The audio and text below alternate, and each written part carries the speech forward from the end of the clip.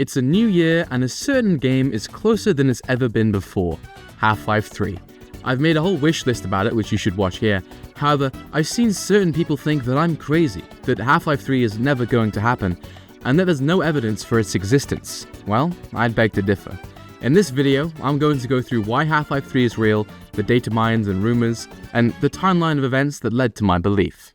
Well, to start, it was a sunny day in August of 2024. Wow, this story is old. Anyway, a video by Tyler McVicker got uploaded where he claimed a potential Half-Life 3 may be in the works under the codename HLX. And this was because of some data mine strings found in various Source 2 games. Pause. What is data mining? God, great question, because I had no clue until researching properly. Let's try and explain this in under 45 seconds. Basically, Valve builds all its games on the same shared engine called Source 2. Instead of each game having its own separate engine, they all pull from the same core system. Because of this, when Valve adds a new feature or experiments to one game, pieces of that work can quietly end up inside other games, even if those games aren't actually using it. The code is there simply because they all share the same foundation. Data mining is the process of looking through the files that ship with the game to find leftover names, references, or unused pieces of data. These aren't playable features or secret access, it's just fragments of information that remain inside the files. By comparing these bits across updates or different games, data miners can sometimes spot signs of unfinished features or future projects. This is why references to one Valve game can occasionally appear inside another. They're all built on the same engine. Phew! Okay. And this was actually the way the Half-Life community knew about Alyx before it got released. References to an HLVR was found in various Source 2 games, so clearly, things like this have happened before. Now, in Tyler's video, he said he found strings like HEV suit plug detach and Zen jellyfish, Zen swoopers, wheel drag. Now, I don't know about you, but I'm pretty sure Half-Life Alyx, Dota, CS2, Deadlock, those don't have HEV suits in them, or wheels that even have wheel drag, or anything related to Zen. Now, of course, this was not the only piece of information. It seemed that a previous Valve employee updated their resume, detailing that they worked at Valve on an unannounced project from 2020 to 2023, with a focus on level design, combat encounters, puzzles. Yeah. This video blew up and brought a ton of attention to the Half-Life community, and to be honest, was the first time I was introduced to Tyler McVicker, apart from his crying to the ending of Half-Life Alyx. I'd say this was the first time the Half-Life 3 rumors properly started gaining traction. Back then though, it was just strips and drabs of lines of code, nothing exactly concrete. Soon, another player entered the space, Gabe Follower. He came out with a much more extensive video talking more in depth about lines of code alluding to hair physics, as well as improved facial animations and lip syncing, using something called speech graphics. It's clear the foundations of a Half-Life game pushing the envelope are here. The hound eye icon found in the game's code also doesn't help Valve's case either. Now, let's fast forward to September of 2024. Here we learn that Valve acquired the games company Hopo Games. We also learn that HLX is going to have Super Mario Galaxy Orb gameplay. You ever played Super Mario Galaxy or Prey 2006 with the spherical gravity? Yeah, Zen's gonna have that. The off-world segments are gonna be a lot like frickin' Super Mario Galaxy. I was a bit confused on what Tyler meant by this, but this video demonstrates it perfectly. Now, in November, Valve actually does something for the Half-Life 2 25th anniversary. They release a documentary, and in this documentary, we get a look at certain things that could have been part of an episode 3. But one thing stands out in relation to Half-Life 3, and it's this. I think that Half-Life represents a tool we have and promises made to customers to capitalize on innovation and opportunities to build game experiences that haven't been involved previously. And I think that there are no shortage of those opportunities facing us as an industry right now. This was massive. Even though it doesn't seem like it, this is almost an acknowledgement from Gaben himself that a Half-Life 3 is possible. As he said, Half-Life is related to technical innovation, and he's right. There is no shortage of new tech in today's gaming landscape, as we can see from the head stuff, the face stuff, the vehicle stuff. This kind of puts into perspective what Valve wants to do mechanically. Previously, we may have just seen a ton of different code relating to different individual things. However, it's clear with what Gabe said, this next Half-Life game is going to innovate, it's going to be different, and improved in every way possible, graphically, gameplay-wise, and interactability-wise. With the whole 25th anniversary celebration, we also get notified that a reprint of Half-Life 2 Raising the Bar will be re-released within the calendar year of 2025. Maybe along Half-Life 3, just something to keep in mind.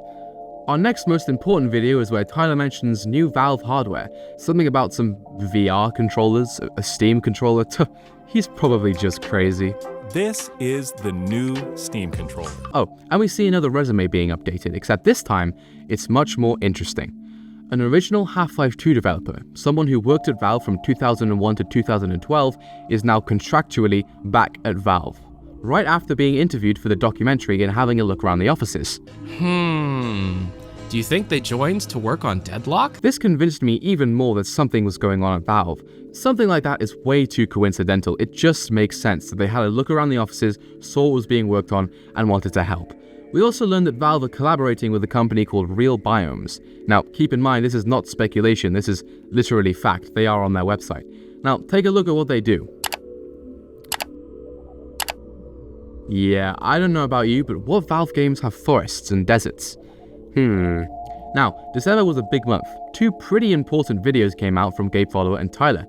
Tyler's was first and talked about insane interactability. I touched on it previously with my Half-Life 3 wishlist video, but this video had so much packed information. The main focus was how insanely detailed and connected the world will be, like flammability, flashpoints, surface attributes with oil, blood, or gasoline, vehicle simulation, and item deformability. As in, how much pressure an asset would need to be under for it to deform. In other words, something like this. It all seems to be teaming together to create a simulated reality. Now, Gabe Follower's video is important because it's where we hear that Valve has started playtesting through Gabe Follower's sources. Now, trusting someone blindly would be questionable, if it was blindly. Gabe Follower has been incredibly trustworthy with his sources, managing to talk about CS2, Deadlock, and HLX almost 2 years ago before CS2 was even announced. I also doubt he would risk his integrity on wobbly information, so yeah, playtesting is happening. Now, on December 31st, something interesting happened. Something official. Something that wasn't just lines of code and speculation. The voice actor of the character G-Man posted something on his Twitter after being inactive for 3 to 4 years, and not making a post since March 2020. I'm just gonna play the video. Another year already. Good to see and hear from so many of you. May the next quarter century deliver as many unexpected surprises as did the millennium's first. And again, time is fluid, like music. See you in the new year. So you're telling me the voice actor of G-Man, who hasn't made a New Year's post since 2019... Some things can prove difficult to remember. See you in the new year. The year the previous Half-Life game was announced, made a New Year's post, talking about unexpected surprises and seeing us in the new year. Okay, that's not insinuating anything. The one thing that makes this so big is the fact that Mike Shapiro had not made any other New Year's posts except the one time a new Half-Life game was announced/released, which gave way to the idea of a release/announcement in the calendar year of 2025. This didn't happen, of course, but we'll get to why that is later. For now, let's talk about the insanity of this community, because in Mike Shapiro's tweet, people started to see numbers in the windows, like they were trying to be Sherlock Holmes, finding clues. No, what people saw was 197. This was pretty interesting and something I actually participated in just for the fun of it. Some of the more interesting discoveries were that the car in episode 2 had 197 on its number plate, Valve only had 196 posts on Twitter at the time. If you put clock hands on 1, 9, and 7, it creates a lambda. Okay, no, that one was a bit bullshit, but you get what I'm saying. There was a tiny bit of merit, just like a minuscule amount, and I was playing along with it just because it was hilarious and I happened to quite like Mike Shapiro's music, so why not keep talking about it? Eventually though, Valve made their 197th tweet, and it was just about the Steam Deck, and hype died down. Sadly, this was not a Valve-made ARG. Then fast forward to March. Gabe Follower releases another video where he talks about level of detail being presented in the code. Basically, the closer something is, the more detailed it is. The further away, the less detail. This suggests that large amount of NPCs or assets will be present within a level, all interacting together. There's also just more stuff about previously talked about code. Hair, fire, deformation, it's all being worked on. Some interesting work on mist/fog that disappeared over time also showed up in the code, but perhaps the biggest piece of information from Gabe Follower was that this would be the final Half-Life game, the end of Gordon's story, no cliffhanger, which I'm quite happy about. If Valve managed to stick the landing with Half-Life 3's ending, the Half-Life series could possibly be the best trilogy of all time, but we'll have to see. In April of 2025, it was also brought to the Half-Life community's attention that an interview with Valve's main music man Mike Moraski had a little slip-up inside of it, where Mike said this: push them just a little further, but use those in both the Half-Life games, game and the Portal games, and so that's what kind of. Mike has only made music for one Half-Life game. Oh, and another interview was recorded by Stefan Hines in October of 2025, but was released in April, where Mike goes, because even Hammer has progressed, immensely since then, and even since Half-Life Alyx has come out. So, and mentions that he has a playtest in like 2 minutes. So, what could you be playtesting, Mike? These were fun little slip-ups and maybe didn't mean anything, but it kept the community hype up just a bit longer.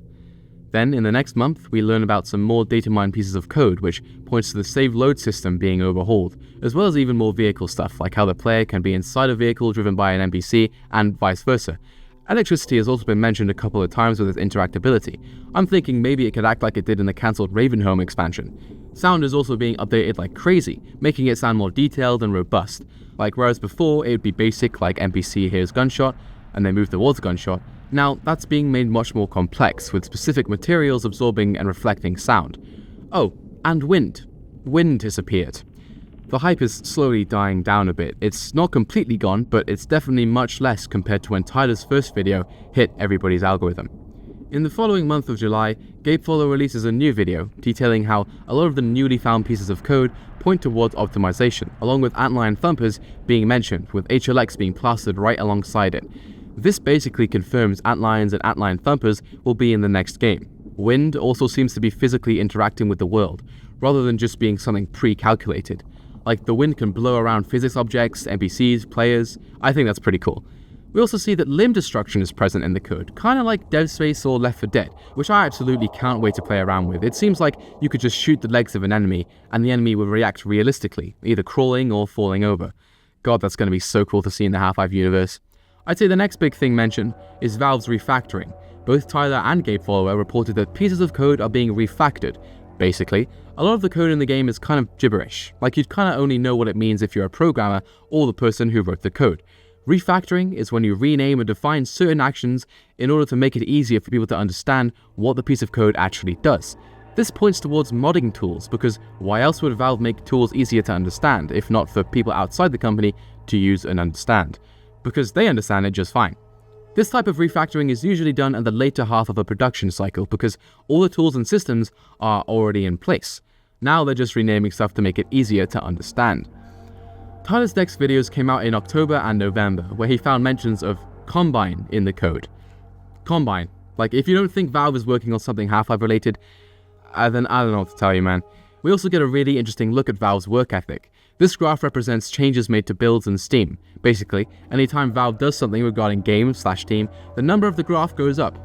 August of 2025 was Valve's busiest month in the last 10 years. That bodes well, in my opinion. We also learn about damage groups, so what amount of damage something might deal depending on what it is.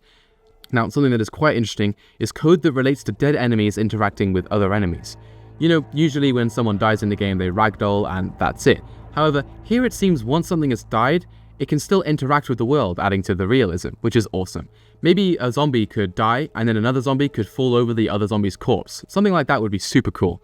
We also have some hoaxes, like this AI art that somebody tried to pass off as Half-Life 3 concept art, and of course, the idea that Half-Life 3 would be at the Game Awards. Someone also claimed to meet the G-Man's voice actor, where he told them to prepare for the Valve opening. Whatever the hell that means. So, here we are, November. A lot of insiders within the community started claiming that something was going to be announced within November. The hype within the community was at an all-time high. Tyler McVicker was streaming almost every single day, just waiting. I'd never been a part of something so exciting, and something was announced. The Steam Machine, Steam Frame, and Steam Controller, all on November 12th. This day was ecstatic, the hype was at an all-time high, and the community was going crazy. Now, it was in the back of some people's heads, mine included, that Half-Life 3 could be announced alongside these pieces of hardware. However, just the hardware was announced, although there was some Half-Life signs in the trailer, like a keycap and some stickers. Yeah, we were kind of pulling at straws, but we needed to get the hype out somehow. It seemed the vibe after this announcement was that something was still up, something was still around the corner. Mike Straw, a senior editor for Insider Gaming, seemed to claim that the big announcements weren't over, and a person named Nick Baker, the co-founder of Xbox Era, said this. Tyler McVicker also said that it really looks like something else is going to be happening like hella soon. The hype train was going crazy. People were talking dates and announcement almost every other day. Tyler released his next HLX video on November 18th, where he mentioned some general stuff in the code like buoyancy, fluid drag, other technical stuff, but the main idea of the video was that an announcement is close. Gabe Follower made a public statement that Valve was still aiming for a 2025 announcement. The general feeling in the Valve community was that we were just weeks away. Then weeks passed and nothing was announced. It got to December and it was getting real close to when Valve goes on holiday, and going on holiday means no announcement. The Game Awards were on December 11th. This was the last possible day for an announcement, and guess what? The company that Valve worked with previously to launch Noam Chomsky into space actually planned to launch a rocket at the same time of the Game Awards. And guess what the operation was called? Raise and Shine. Kinda like Rise and shine, Mr. Freeman. the community had created hopium, spamming it everywhere, just hoping something could happen. I live in the UK. I stayed up so incredibly late just for the tiny chance that it could happen. It didn't, and the Half-Life subreddit fell into despair and dismay. It was a bit worrying, actually. But the year of 2025 came to an end, with no reprint of Raising the Bar, no announcement, and no hints from Valve. This led to some people going a bit crazy. Valve has clearly cancelled the game, right? Well, not quite. So I'm writing this in February. I had all the script fully done and voice recorded. However, I wake up to see Gabe Follower releases a 20-minute video about HLX, and I just gotta add that in. Tyler's also started to record a new series where he goes through the community-made Miro Board step by step, which is also pretty interesting. Now, let's talk about Gabe Follower's video. This video is so well made, so I highly suggest you all check it out. He starts off by saying that despite Valve not really doing much other than hardware in 2025, they are still fully working on HLX, so that's some nice hopium for everybody. He moves on to talk about a lot of previously known systems more in depth. For example, Gravity is going a bit crazy. It seems that instead of Gravity only pulling characters down, it can be configured to pull characters up, down, left and right. I look forward to what this means. Half-Life Alyx has some great gravitational parts towards the end. Some new strings have also appeared that suggest bullets or projectiles are no longer hit scan and can be affected by gravity. For example, if you shoot a rocket, then the gravity changes, the rocket will be affected by the gravity, changing its trajectory. There's some more stuff about surface properties, your basic stuff like fire, catching things on fire, electricity interacting with the environment. We've heard this stuff before, but something new would be things like rubber deforming and returning back to its original form, whereas things like metal or cars might deform permanently, and wood just breaks, because it's wood. Gabe Follower also revisits speech graphics and NPC moods, so if the NPC is in a certain mood, their behavior might change. This could create really interesting and detailed crowds or companions. Oh yeah, crawling is a thing. We can crawl now, apparently, or at least crawling is something NPCs can do. He also revisits cars, talking about how insanely realistic they are, and talks about a great point regarding Valve's new hires of people with experience regarding vehicles. He goes more in depth about wind interacting with the world and NPCs or players dynamically, as well as weather effects like fog, mist, and rain. It also seems that when interacting with the world will deform around your character. And what I mean by that is, like, if you walk into some mud, you'll be able to see some footprints. Leaves and foliage will also deform when stepped on. Oh, and bloom, dust, and smudges will appear on the character's camera. All this is just to increase the incredible amounts of immersion this game clearly has. Gabe Follower also seems to be an outlier regarding feelings surrounding the release situation for Half-Life 3. He does not think that the hardware and the game go hand in hand, and thinks that the game simply wasn't ready and the hardware had nothing to do with it. It's interesting to hear a new, different perspective. Now, Tyler uploaded his next HLX files also in February. This is a pretty dry video. There's not a crazy amount he talks about, mainly that Valve are simply polishing at this point. They are just polishing it to perfection, which is actually something I look forward to experiencing. It's just they keep polishing it. They keep polishing it. They keep we can see our reflection now, Valve. I think we're good. Are we good? I think it's good. Another very interesting point he brings up is that back when Valve worked with this company to release Team Fortress 2 vinyls, some secret tracks were in them, which were actually songs for the next upcoming maps. They were hinting at future things coming in physical merchandise. And guess what vinyls are coming out in April? Yeah, the Half-Life Alyx vinyls. Sure would be interesting if we found some extra songs in them. Here's the deal. The Steam hardware is officially getting released 2026. I think Valve wanted to announce Half-Life 3 in 2025, then release it alongside the hardware in 2026. A little bit like how Half-Life Alyx was kind of released alongside the Valve Index. However, I'm willing to bet something went wrong behind the scenes. Whether that be because the trailer wasn't finished, the game needed just a little bit more polish, maybe they found a game-breaking bug, it could be anything. However, I think the most plausible explanation would be the increasing RAM prices messing up pricing of the Steam machine, which then messes up the confidence of the release in early 2026, which then makes them hesitant to announce Half-Life 3, especially when the certainty of their hardware is kinda wobbly. Now, one of the biggest pieces of evidence for an announcement in 2025 was Mike Shapiro's New Year tweet. And here's what I think happened with that. I think that he has completely recorded all his G-Man dialogue and was hearing from the team that a 2025 announcement was possible. And he got excited, posting without knowing for sure if something was going to happen, while also timing it with his newly released music. It probably didn't seem that deep to him and was a nice way to promote his EP. But of course, we know the Half-Life community.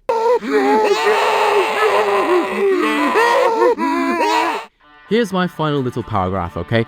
It's clear something Half-Life related, with crazy physics interactions, NPCs, Zen, and Combine, is being worked on, where the main character wears an HEV suit, it's single player, non-VR, and has been in the stage of optimization for months now. We obviously don't know exactly what stage the Half-Life development is in, but we first found hints of an HLX in October of 2020, and gave follow-up put forward the idea through his sources that HLX first started taking shape at as early as 2019. That's around 5 to 6 years worth of development. GTA 5 took 5 years, God of War took 5 years, The Witcher 3 took 4 years.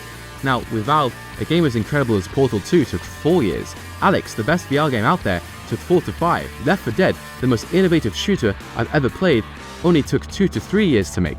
Simply looking at Valve's track record in terms of timing shows that Valve can make a game in as little as 4 years and it be a masterpiece. HLX has been, let's say to be safe, 5.5 years in development. With Valve's track record, that is plenty of time. Yes, it's Half-Life 3, so it's a pretty big task, but Robin Walker, the lead developer behind Half-Life Alyx, said this after its release. I will say, there's a lot of affection for the universe. I really think we can all say we really liked making this game. I'd like to believe that we're as good as we've ever been at building Half-Life at this point, and I hope to continue to make some more. I don't think there's going to be another 13 years before the next one, and if it is, I probably won't be working on it. I'm too old for that. Now, that to me sounds like a person who wants to make another Half-Life game and has the ability to do it well. I don't know about you. That was all the Half-Life 3 leaks and data mines so far.